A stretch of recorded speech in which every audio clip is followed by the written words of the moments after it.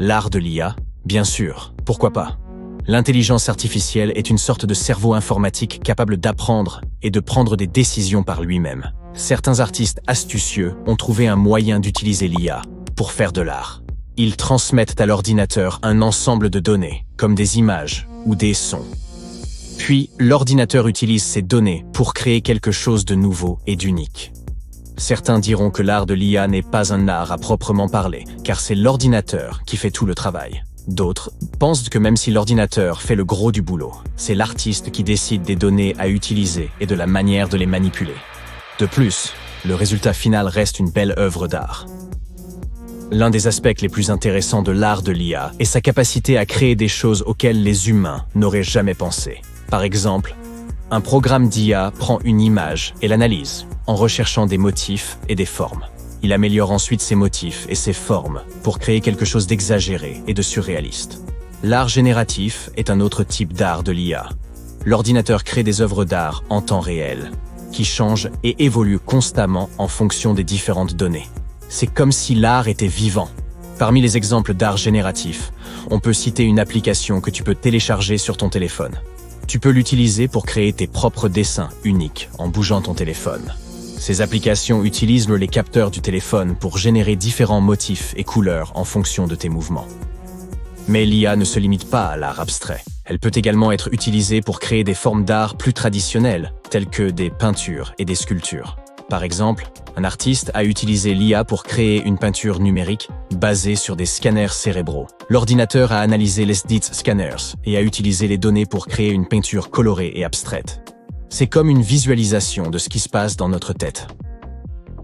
Et puis il y a la célèbre artiste de l'IA, nommée Ada. Elle doit son nom à la célèbre mathématicienne et écrivaine anglaise Ada Lovelace. Ada est en fait un robot artiste créé par une équipe d'ingénieurs et d'artistes. Elle a une caméra dans l'œil qui lui permet de voir le monde qui l'entoure et un bras avec lequel elle peut dessiner. Ada a créé des portraits et des œuvres abstraites étonnantes, et elle a même tenu sa propre exposition à l'université d'Oxford. Bon, je sais que certaines personnes craignent que l'art de l'IA ne remplace les artistes humains, mais je ne pense pas que cela soit possible. Après tout, l'art ne se limite pas à créer quelque chose de joli. C'est l'expression de soi et de ses émotions. Et je ne pense pas qu'un ordinateur puisse jamais vraiment comprendre ce que représente l'être humain. Au contraire, l'art de l'IA n'est qu'un outil de plus que les artistes peuvent utiliser pour créer quelque chose d'extraordinaire. C'est comme avoir un nouveau pinceau ou une nouvelle couleur à utiliser. Et qui sait, peut-être qu'un jour nous pourrons collaborer avec l'IA pour créer des œuvres d'art encore plus incroyables. Il s'avère que l'IA a des difficultés à représenter certaines parties du corps humain. Alerte au spoiler. L'IA ne peut pas dessiner correctement les mains ou les pieds d'un être humain. C'est un peu comme lorsque tu étais enfant et que tu dessinais des personnages en bâton parce que les mains étaient trop difficiles à réussir. Si tu demandes à un artiste de l'IA ce qu'il trouve le plus difficile à créer, il te répondra toujours la même chose. Et il n'y a pas que les contraintes techniques, l'erreur humaine fait aussi partie du problème. Alors, quel est le problème avec l'IA et les mains? Les mains sont complexes. Elles comportent une variété de doigts de taille et de formes différentes, chacun doté de nombreuses articulations qui doivent être capturées avec précision pour qu'une main ait l'air naturelle. Et savais-tu que la forme de la main d'une personne peut constituer un moyen d'identification biométrique plus fiable que les traits de son visage? Même les artistes humains ont du mal à créer des mains convaincantes. Un autre facteur qui contribue à l'aspect peu naturel des mains de l'IA est la façon dont les humains les perçoivent. Nous avons une compréhension naturelle et innée de certaines choses sur les mains que nous trouvons très intéressantes. C'est pourquoi, s'il y a une erreur, nous nous en rendons compte immédiatement. Nos attentes à l'égard de l'apprentissage automatique sont parfois irréalistes. L'IA n'est pas le Superman du monde de l'art. Il s'agit d'un domaine relativement nouveau, et cela fait des milliers d'années que nous essayons de perfectionner l'art de dessiner des mains. Mais nous n'y sommes toujours pas parvenus. Il en va de même pour la création d'images avec des yeux humains. Nous sommes tellement habitués à voir des yeux humains qu'il est très facile de déceler une erreur, surtout en ce qui concerne les proportions. Mais bon, pas de panique, chers artistes de l'IA en herbe. Il existe des stratégies pour aider les générateurs d'art par l'IA à produire de meilleurs résultats malgré la complexité des mains. Pour cela, il faut savoir ce que l'IA peut faire et ce qu'elle ne peut pas faire, afin d'ajuster les suggestions en conséquence. par exemple. On peut essayer de cacher les mains ou de les placer dans le dos des personnages. On peut même les rendre invisibles.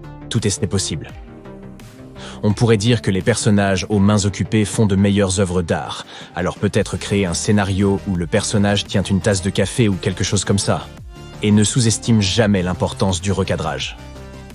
Le fait de dessiner des mains et tout le reste pourrait être le moindre des problèmes concernant le contenu généré par l'IA. Un bureau national des droits d'auteur a déclaré que les images créées par l'intelligence artificielle ne peuvent être protégées par les lois sur les droits d'auteur parce qu'elles ne sont pas réalisées par des êtres humains. Cette décision a été prise lorsque des fonctionnaires ont examiné les droits d'auteur d'un roman graphique.